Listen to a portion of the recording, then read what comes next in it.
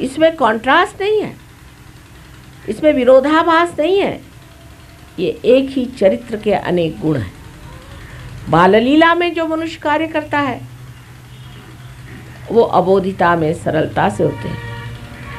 फिर वो तो योगेश्वर थे, साक्षात योगेश्वर थे। योगेश्वर ऐसे थे कि उन्होंने 16,000 पत्नियां कर ली और उसके बाद और 5 पत्नियां कर ली। लोग कहेंगे वाह भाई क्या योगेश्वर थे, इधर 16,000 पत्नियां कर ली और ऊपर से और 5 पत्नियां कर ली। ऐसे योगेश्वर से भगवान बचा रखे। ऐसे तो हम भी करते फिरेंगे, तो आप वाजिद अली शाह को क्यों बुरा कहते हैं? हाँ, आजकल की बुद्धि ऐसी चलेगी, सब समतल सोचते हैं हर एक चीज़ को। वो 16,000 उनकी शक्तियाँ हैं। वो एक पुरुष थे, हम तो माँ हैं, हमें कोई कुछ कह नहीं सकता। माँ के स्वरूप में कोई भी लांछन हमको लगा नहीं सकता।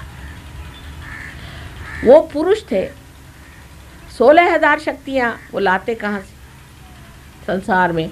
आप मेरे बेटे हैं, कभी मेरे पैर दबाते हैं, कभी मेरा सर दबाते हैं, मेरे पैर छूते हैं, माँ के पैर छू रहे, कोई लांछन नहीं लगा सकता मुझे। मैं तो माँ ही हूँ। और कोई बेटे तो 108 साल के हैं मेरे, तो भी माँ हूँ। माँ तो माँ ही हुई, माँ तो पवित्र ही होती है, उसको कौन छू सकता है? लेकिन उनकी 16,000 शक्तियों को इस संसार में लाना आसान चीज़ है।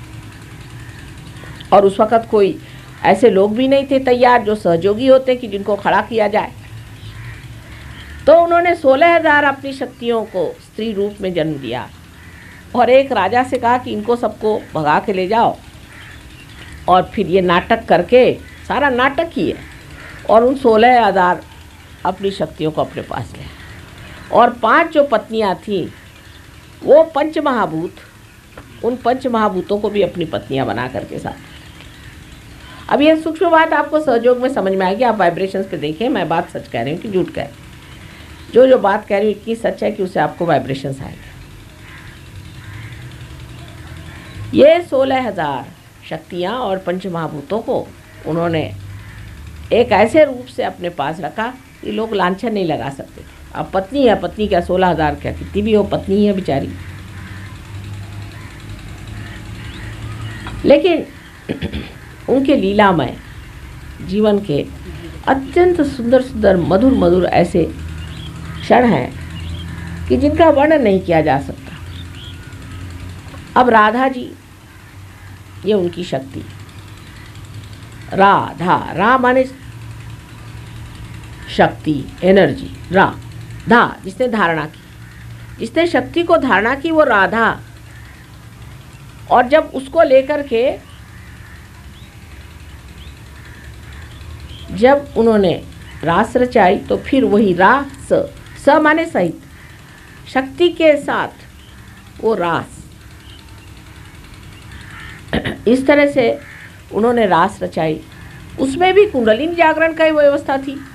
आप लोग सब हाथ घर पकड़ के बैठे हैं और उसमें से 2 आदमियों का कनेक्शन हमारे 2 पैर से लग जाए, उस वक़्त अगर कोई संगीत हो रहा हो, कोई ताल बज रहा हो, तो आपके हाथ में वही ताल बजेगा। जब ताल बजेगा तो जब ताल हाथ में आएगा, 3 ताल बजेगा तो 3 ताल हाथ में आएगा, 1 ताल बजेगा तो 1 ताल हाथ में आएगा। आप देख सकते हैं। इसलिए उसे रास कहा गया था कि रास, शक्ति के सहित उसको घुमाना, ये उन्होंने कार्य किया था। लेकिन नारद मुनि ने एक बार एक खेल रचा और उन्होंने जा करके श्री कृष्ण से कहा कि क्या तुम वाकई इन सब पत्नियों को और इनको सबको प्रेम करते हो? कहाँ करता हूँ। उन पत्नियों को जाके पढ़ा दिया। उन पत्नियों से जाकर इन्होंने कहा कि देखो श्री कृष्ण तुमको तो प्यार नहीं करते, वो तो सिर्फ राधा ही को प्यार करते हैं। तुमको तो यूं ही रख छोड़ा है घर में पत्नी बना करके कलंक रहित रहने के लिए, वैसे तुमको कोई प्यार व्यार नहीं करते। अब वो आ गए झांसे में, कहा ठीक ऐसा ही होगा, ये हमको कुछ नहीं प्यार करते हैं श्री कृष्ण, ये तो योगेश्वर है, ये क्या हमको प्यार करेंगे, ये तो राधा जी को ही प्यार करते। तो वो आके कहने लगे कि आप तो हमको प्यार नहीं करते, आप राधा जी को प्यार करते। श्री कृष्ण ने कहा बाबा बाबा ऐसी बात न कहो, मेरे पेट में बहुत दर्द होने लगा, इतना दर्द हो रहा है मेरे को कुछ। आपको क्यों दर्द हुआ? कल ऐसी बात करने से मेरे दर्द हो जाता। अब घबरा गई। कल अच्छा इलाज बताओ। इलाज बहुत सोपा, ऐसा करो तुम्हारे चरण की जो धूली है वो मुझे पीने को दे दो तो मैं ठीक हो जाऊंगा। उनका वाह, पहले तो हमें प्यार नहीं करते और हमारा सब पुण्य भी छीन लेना चाहते हो कि तुम्हारे पैर की धूली हमें पीना चाहिए तो हमारे पैर की धूली आप पीजिएगा। ये हमसे नहीं हो सकता, ये सब हमें बेवकूफ़ बनाना, हमें न बनाइए। उन्होंने कहा कि भाई ये तो एक ही तरीका है। नारद मुनि ने कहा कि नारायण नारायण, अब क्या किया जाए? कहा अच्छा तुम जाओ राधा के पास, उससे कह दो। तो राधा जी के पास, राधा जी से कहा कि भाई श्री कृष्ण की तबीयत बहुत ख़राब। कहला क्यों? कहले उनके पेट में दर्द है, क्योंकि वो धन्वंतरी है। उन्होंने इलाज ये बताया कि जो भक्त मेरे लिए अपने पैर की धूल भेज देगा उसको पीने से मैं ठीक होता। तो राधा जी ने पैर आगे कर दिया, अच्छा ले लो, मेरे पैर की धूल ले लो। कहा क्यों? तुमको आपके पाप पुण्य का कोई विचार नहीं? अरे कहने लगे जो पाप कराता है वो भी वही है और पुण्य कराता वो भी वही है, तुम ले तो जाओ, उसके पेट का दर्द ठीक करो। तो उन्होंने उसके पाँव की धूल निकाली। अब वृंदावन की मिट्टी जो है पीली पीली आपने देखी होगी, वो लेकर के वो पहुँचे। कहा हाँ राधा जी ने तो दे दी है, अब लीजिए पीजिए। वो घोल करके पी लिए। श्री कृष्ण ने कहा कि आप ऐसे क्यों खड़े हैं? कहने लगे कि राधा जी ने एक बात की समझ नहीं आया कि आप ही पुण्य भी कराते हैं और आप ही पाप भी कराते हैं। कहले अच्छा तुम्हें समझ नहीं आई बात? तो नहीं। अच्छा कहले मेरे हृदय में देखो। हृदय की जब नज़र की तो हृदय कमल में श्री राधा जी बैठी हुई और उनके पाँव जो हैं उस कमल के पराग में छू रहे हैं और पीले पीले हो रहे हैं। तब नारद जी के समझ में आया कि जब हृदय में बैठे हैं तो पाँव और सर और हाथ से क्या मतलब हुआ? ये पाप पुण्य की जो कल्पना थी वो श्री कृष्ण ने बदली, जिसे हम महान पाप समझते हैं और महान पुण्य समझते हैं, उसकी बराबर पूरी तरह से जानकारी होना, उसका डिस्क्रिशन हमारे अंदर श्री कृष्ण ने भरा। इसीलिए हमसा चक्र है, जब ये खराब हो जाता है तो मनुष्य को डिस्क्रिशन नहीं रह जाता, वो पाप और पुण्य समझ नहीं पाता, अच्छा बुरा समझ नहीं पाता है। और दोनों के लिए इलाज एक ही है, विशुद्धि चक्र अगर खराब हो जाए और चाहे आपका हमसा चक्र खराब। बहुत सरल सोपा, सहयोगी जो कि जानते हैं वो न कहें, पर अनजाने जो हैं वो समझ सकते हैं कि श्री कृष्ण को एक चीज़ प्यारी थी, वो था क्या? मक्खन। इसका इलाज है मक्खन।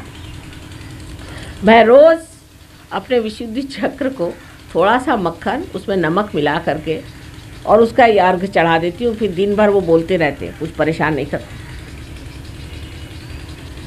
आप लोग भी ये करें कि थोड़ा सा मक्खन अंगूठे पर ले करके उसमें नमक लगा लें और यहाँ जो परजीव है पीछे उसको उसका 3 बार अर्घ चढ़ा दें, बिल्कुल गला ठीक हो जाएगा, खांसी आसी सब गायब, सब कुछ ठीक हो जाएगा। और हमसा चक्र इसलिए पकड़ता है कि हम जिस जगह रहते हैं वहाँ खुश्की है और खुश्की के कारण एक बड़ा भारी प्रश्न खड़ा हो जाता है, वो ये कि हमारे अंदर की जो त्वचा है जो कि बहुत झिल्ली सी है और इसके जो एपिथेलियल सेल्स होते हैं वो सूख जाने की वजह से, जैसे हाथ की भी सर्दियों में हाथ की भी चमड़ी सूख जाती है, उसी प्रकार अंदर भी सूख जाती है और उसी से आपको ये सब बीमारियां, साइनस और दुनिया भर की चीज़ होती है। उसका भी बहुत सरल इलाज है।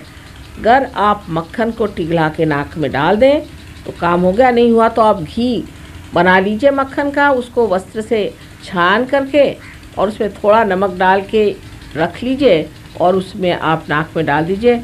आपको जितने भी साइनस के ट्रबल से सब साफ हो जाए। सब्सक्राइब कीजिए कुंडलिनी जागरण को और प्रेस कीजिए बेल आइकन को, जिससे कि आपको मिल सके हमारी लेटेस्ट वीडियो सबसे पहले।